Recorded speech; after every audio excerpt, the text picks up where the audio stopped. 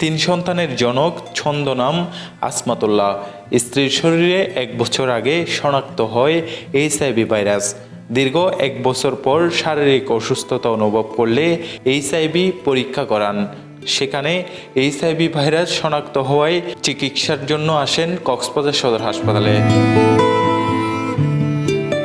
চিকিৎসা নিতে আসা রোগীদের জন্য আলাদা ইউনিট খোলা হয়েছে কক্সবাজার সদর হাসপাতালে। বিশেষজ্ঞ চিকিৎসকের নেতৃত্বে দেয়া হয় চিকিৎসা। তবে চিকিৎসার পাশাপাশি কাউন্সেলিংয়ের উপর গুরুত্ব দেওয়া হয় এসব রোগীদের। সেক্ষেত্রে ম্যাক্সিমাম আমরা পাচ্ছি যে তারা হচ্ছে সেক্সের মাধ্যমে আসছে।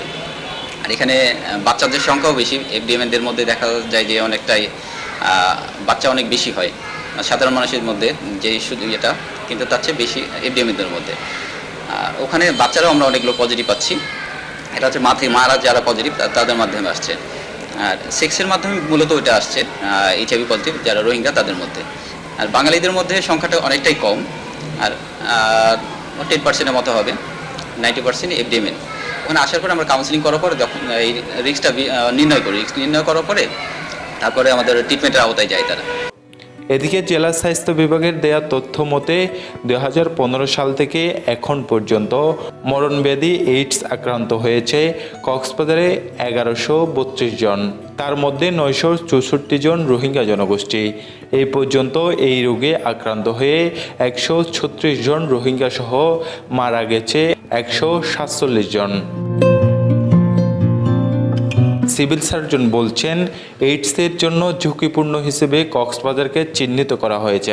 আর শরণার্থী ত্রাণ ও প্রত্যাবাসন অফিস বলছে, রোহিঙ্গাদের মধ্যে স্বাস্থ্য সচেতনতার অভাবে এই রোগ দিন দিন বাড়ছে। যে আমাদের যে ঝুঁকিপূর্ণ জোন হিসাবে কক্সবাজারকে চিহ্নিত করা হয়েছে, সেটা অত্যন্ত গবেষণামূলকভাবে করা হয়েছে। এখানে আমাদের একটা আচরণগত বিষয় আছে, এবং যেহেতু আমাদের মায়ানমার থেকে আগত যে এফডিএমএন পপুলেশন, যারা রোহিঙ্গা পপুলেশন, তাদের আচরণগত একটা বিষয় খুবই এখানে গুরুত্বপূর্ণ একটা রোল প্লে করে।